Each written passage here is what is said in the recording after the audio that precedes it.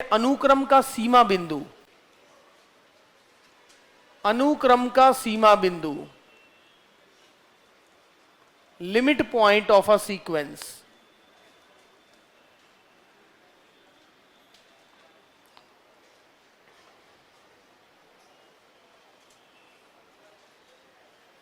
ये भी important definition. Limit point of a sequence, सुनो, जैसे मैंने पहले डेफिनेशन सेट में लिखी थी वैसी ही डेफिनेशन है।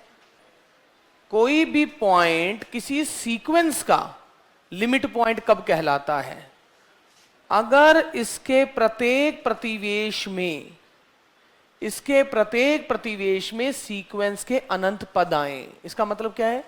इसके प्रत्येक प्रतिवेश में xn आए। कितनी बार? n के अनंत मानों के लिए। वहां पर क्या था? सेट में अलग अलग एलिमेंट की तो रेपिटेशन का कोई मीनिंग नहीं था, बट यहां पर तो अगर कोई अलग अलग आएगा उसे भी बार बार लिखा जाएगा। कि पहले नंबर पे 1 लिखा जा रहा है, दूसरे नंबर पे 1 लिखा जा रहा है, इसका मतलब है पहली टर्म वो है जो 1 पुट करके आई है, दूसरी टर्म वो है जो 2 पुट करके आई है। इसीलिए हर बार हर एलिमेंट को लिखना जरूरी है, चाहे बार बार रिपीट हो। ऐसे ही तो हमने कल पढ़ा था, सीक्वेंस में हर आउटपुट को लिखना पड़ता है, क्योंकि अगर 1,1,1 5 बार है तो वो सारे अलग क्यों है? क्योंकि पहले 1 का मतलब है 1 पुट करके जो आया है, दूसरे का मतलब है जो 2 पुट करके आया है। जबकि सेट थ्योरी में तो ऐसा कुछ होता नहीं है। सेट थ्योरी में 1 1 1 को 5 बार कहने का मतलब है सिर्फ एक बार लिखना ही सफिशिएंट है। तो किसी रियल नंबर को मैं किसी सीक्वेंस का लिमिट पॉइंट कब कहता हूं? अगर इस रियल नंबर के प्रत्येक प्रतिवेश में xn n के अनंत मानों के लिए आए। xn का मतलब तो आउटपुट है, याद है ना? xn का मतलब क्या था? f of n। अरे f of n ही तो था। f of n का मतलब आउटपुट, यानी n का मतलब तो ये है, x1 का मतलब है जो 1 पुट करके आया है। तो मैंने क्या बोला? xn इसके बीच में आए n के अनंत मानों के लिए, यानी n के अनंत मान ऐसे हों जब xn की वैल्यू इस नेबरहुड के बीच में आ जाए, तब हम क्या कहेंगे? इस अल्फा को, इस सीक्वेंस का लिमिट पॉइंट कहेंगे। तो लिखें, वास्तविक संख्या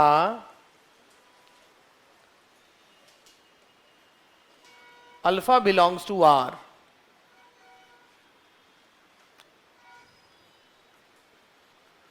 को अनुक्रम वास्तविक संख्या अल्फा बिलोंग्स टू R को अनुक्रम सीक्वेंस xn का सीमा बिंदु कहेंगे यदि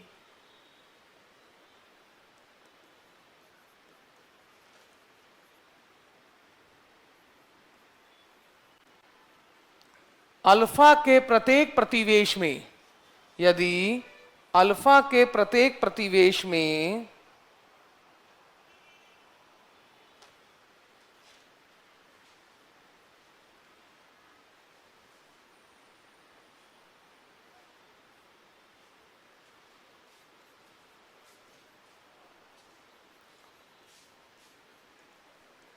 अनुक्रम के अनंत पद हों।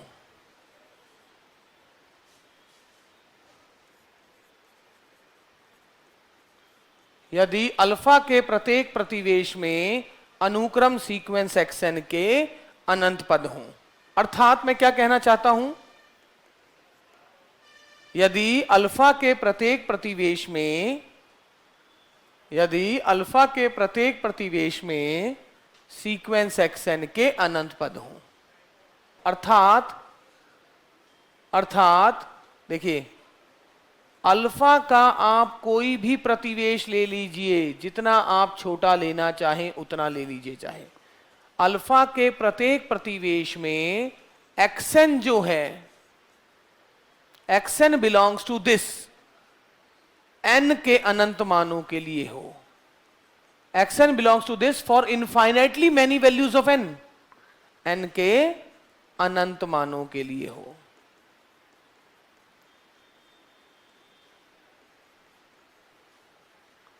xn इसके बीच में आ जाए, जो आप जिस प्रतिवेश की बात कर रहे हो, xn इसके बीच में आ जाए n के अनंत मानों के लिए, जितना मर्जी छोटा, and this result is true for every epsilon. ये रिजल्ट हर एप्सिलन के लिए सत्य होना चाहिए। मतलब जितना छोटा आप एप्सिलॉन लेना चाहो, यानी जितना मर्जी छोटा प्रतिवेश ले लो, एक्सन इस प्रतिवेश के बीच में आएगा। एक्सन का मतलब अनुक्रम के पद इसके बीच में आएंगे कितनी बार? n के अनंत मानों के लिए। और इसका मतलब यही हुआ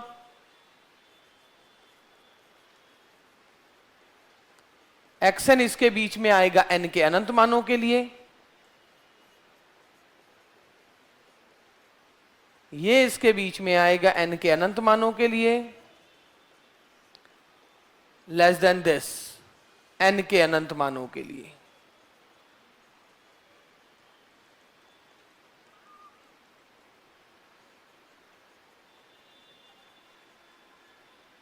सीमा और सीमा बिंदु की ना परिभाषा में थोड़ा सा फर्क होता है।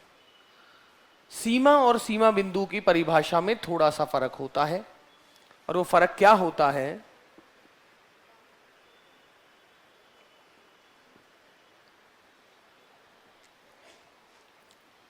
ये सीमा बिंदु है, और अब मैं बात करूंगा अगर सीमा की और दोनों में अंतर बताऊं।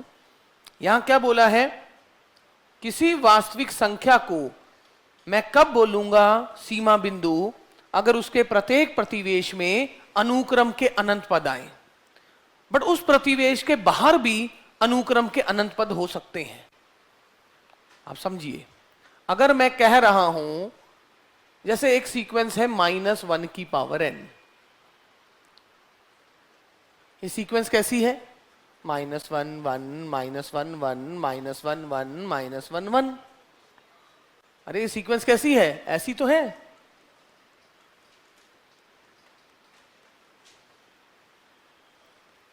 अब यानी मैं क्लेम कर रहा हूं कि -1 इसका सीमा बिंदु है। अगर -1 इसका सीमा बिंदु मैं क्लेम कर रहा हूं, इसका मतलब -1 का जितना मर्जी छोटा प्रतिवेश ले लीजिए आप, इस प्रतिवेश के अंदर इस सीक्वेंस के अनंत पद हों। सर देखिए, पहली टर्म इसमें है, थर्ड टर्म इसमें है, पांचवी टर्म इसमें है, सातवीं टर्म इसमें है, हर विषम पद इसमें है। और विषम पद गिनती में कितने होते हैं? अनंत। तो इस बिंदु के प्रत्येक प्रतिवेश में सीक्वेंस के अनंत पद आ गए। ये प्रतिवेश कितना छोटा ले रहे हो वो आपकी मर्जी है, बट इस बिंदु के प्रत्येक प्रतिवेश में इस सीक्वेंस के अनंत पद हैं।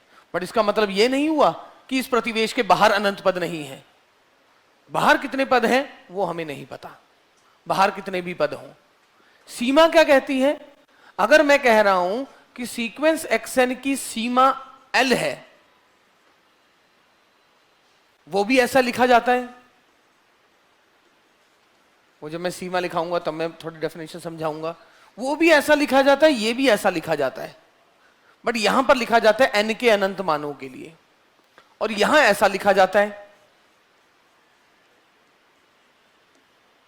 इतना सा फर्क होता है सीमा और सीमा बिंदु में।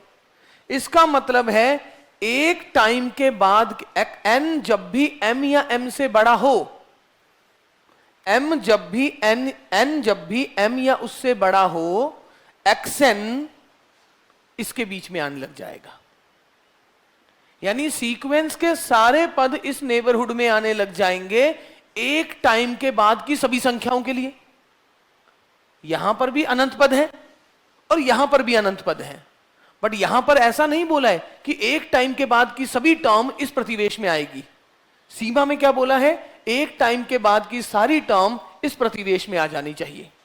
xn इसके बीच में आए कब? जब n m या उससे बड़ा कुछ भी पुट करो। यहां पर क्या बोला है? xn इसके बीच में आ जाए n के अनंत मानों के लिए। वो चाहे मान पहला, तीसरा, पांचवा, सातवां, ये देखिए ये सीमा नहीं है। ये क्यों? क्योंकि आप ऐसा नहीं बोल सकते सर 5000 के बाद की सारी टर्म के लिए सीक्वेंस की सारी टर्म इसके अंदर आ रही है। कहां आ रही है? 5000 एकवीं टर्म इसमें आ रही है, बट 5000 2वीं टर्म तो यहां चली गई। अगर मैं किसी को सीमा क्लेम कर रहा हूं तो एक टाइम के बाद की सारी टर्म इस प्रतिवेश के अंदर आ जानी चाहिए। एक टाइम के बाद की सारी टर्म मतलब इस प्रतिवेश के बाहर केवल सीमित पद हों। अरे एक टाइम के बाद, एक टाइम मतलब होता है फाइनाइट नंबर ऑफ टर्म्स, मतलब एक समय के बाद की सारे पद इस प्रतिवेश में आ जाए तब हम कहेंगे इसे सीमा। और वहां सिर्फ अनंत पद। इसीलिए जो सीमा होती है वो सीमा बिंदु जरूर होता है, क्योंकि इस बिंदु के प्रतिवेश में अब एक टाइम के बाद की जब सारी टर्म आ रही है तो एक टाइम के बाद अनंत पद तो हो ही गए। तो n के अनंत मानों के लिए xn इसके बीच में आ रहा है, बट सीमा बिंदु तो कहता है n के अनंत मानों के लिए हो, वो चाहे एक टाइम के बाद हो चाहे बीच बीच में से उठ के आ जाए।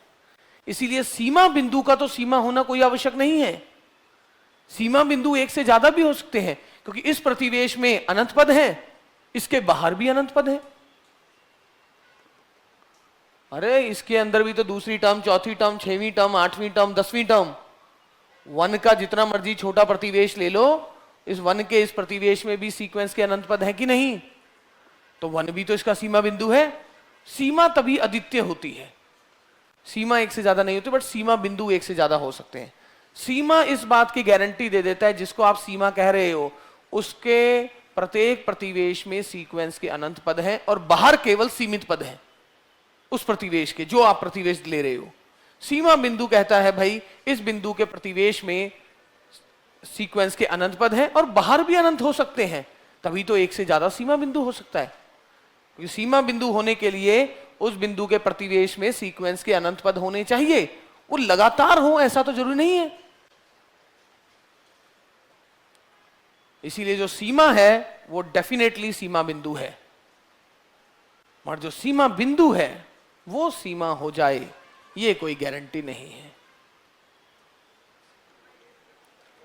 अच्छा, इसे गुच्छ बिंदु और पुंज बिंदु भी कहते हैं, ये हमने पढ़ा था सेट में, क्लस्टर पॉइंट और एकुमुलेशन पॉइंट।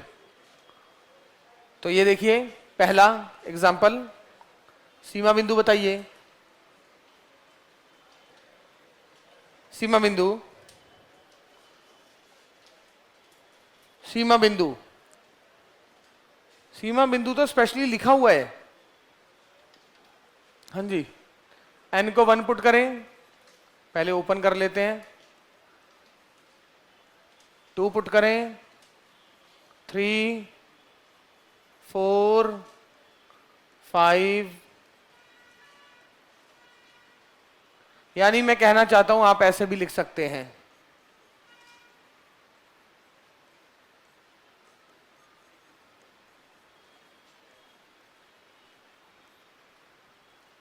और आप बड़े आराम से देख सकते हैं कि 1/n कहां जा रहा है, 0 को। -1/n कहां जा रहा है, 0 को। दोनों ही 0 को जा रहे हैं, और मजे की बात है दोनों ही 0 को जा रहे हैं। अगर एक ही सीमा बिंदु होता है ना तो वो सीमा ही है। ये देखिए 0 इसकी सीमा बिंदु कैसे हुई, ये देखिए 0 इसका सीमा बिंदु है। 0 का जितना मर्जी छोटा प्रतिवेश ले लो भाई, अगर मैं सिर्फ सम उठाऊं 1/2, 1/4, 1/6, ये सर ये बहुत छोटा प्रतिवेश है, तो हम बोलेंगे बहुत छोटा नहीं, बताओ कितना छोटा। आप कहोगे सर 1/करोड़, ठीक ठाक छोटा, 0.00001, काफी छोटा। अब जैसे ही 1 करोड़ 2वीं टर्म देखोगे वो इसके अंदर आ जाएगी। अरे 1/1 करोड़ 2, 1 करोड़ 4वीं टर्म, 6वीं, 8वीं, 10वीं, 1 करोड़ के बाद कितनी टर्म्स है, अनंत, वो सारी टर्म इसके बीच में आ जाएगी। बट ये सीमा भी क्यों है, देखिए पहली टर्म -1, अगली आधी, अगली -1/3, अगली 1/4,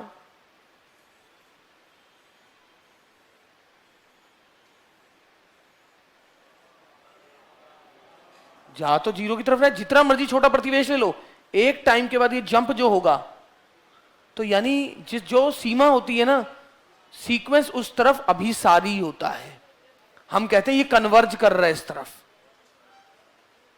अगर मैं कहूं सीक्वेंस की सीमा L है, तो दूसरी भाषा में कह देता हूं सीक्वेंस जो है वो L को अभिसरित है, यानी इट कन्वर्जेस टू L। अब जरूरी थोड़ा ना कि जो कन्वर्ज कर रहा है वो ऐसे ही होगा, सर लगातार देखिए बढ़ते बढ़ते L पर पहुंच गया। शिकार ऐसे करना जरूरी थोड़ा ना है, बढ़ गया भाग गया, क्या पता कोई ऐसा पक्षी हो जो ऐसे ऐसे सामने आ रहा हो, कभी यहां कूद गया, फिर इधर कूद गया, फिर इधर। मुद्दा तो ये है ना, एक टाइम के बाद की सारी टर्म उस नेबरहुड में आनी चाहिए, और आप दोनों तरफ से जा तो वैसे ही रहे हो। ये ऑसिलेट है, ऑसिलेट फाइनाइटली है, नो डाउट, बट फिर भी कन्वर्ज तो कर रही है। ये कन्वर्ज कहां कर रही है? जीरो को कर रही है। ये सीक्वेंस जीरो को कन्वर्ज कर रही है। क्यों कर रही है? एक टाइम के बाद जीरो के प्रतिवेश में सीक्वेंस के सारे पद आ जाएंगे। आपने 1 करोड़ कहा है, 1 करोड़ के बाद कुछ भी पुट कर लो इसमें, चाहे प्लस में हो चाहे माइनस में हो, सारी टर्म इस प्रतिवेश में आ रही है, तो जीरो इसका सीमा भी होगा। सीमा है तो सीमा बिंदु तो है ही। सर ये कहां कन्वर्ज कर रहा है? जीरो को। कि कोई भी सीक्वेंस कहां कन्वर्ज करता है? अपनी सीमा पर। जीरो को कन्वर्ज कर रहे हैं। चलो छोड़ो, सीमा बिंदु इसका जीरो है।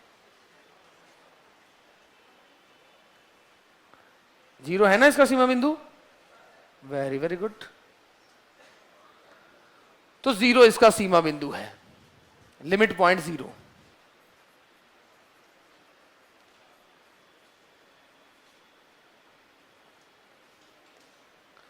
क्यों? क्योंकि फॉर ऑल एप्सिलन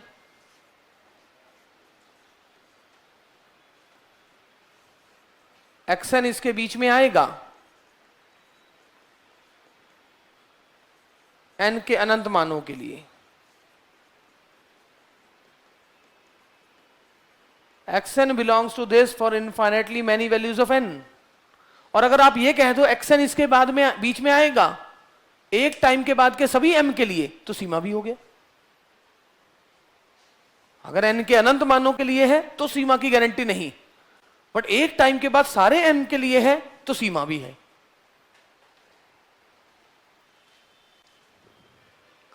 बट ये जिस हिसाब से बढ़ रहा था ये सीमा भी था, दोनों तरफ से तो बढ़ रहा था उस तरफ। ये परिमित दोलायमान था, परिमित दोलायमान, ऑसिलेट फाइनाइटली था। ये क्या कि कन्वर्ज कर रहा था कि डाइवर्ज कर रहा था? ऑसिलेट फाइनाइटली का मतलब क्या होता है? दो फिक्स नंबरों के बीच में ऑसिलेट करना। ऑसिलेट इनफाइनाइटली का मतलब क्या होता है? ऑसिलेट करते करते इन्फिनिटी की तरफ बढ़ना। ये क्या था? कन्वर्जेंट। ये कन्वर्ज हो रहा था। ऐसा नहीं कि आपको ऐसे उड़ते हुए दिख जाए तो आप कहो सर जी ये तो दोलायमान ही है। दोलायमान कहाँ है? ये तो अभिसरित है। कई बार ऐसे होता है ना कि ऐसा लग रहा होता है सर ये तो दोलायमान चल रहा है। ये दोलायमान नहीं है। दोलायमान का मतलब तो जैसे ये वो लिखा था ना -1 की पावर n, वो -1 और 1 के बीच में दोलायमान था। वो था -1 और 1 के बीच में दोलायमान नहीं।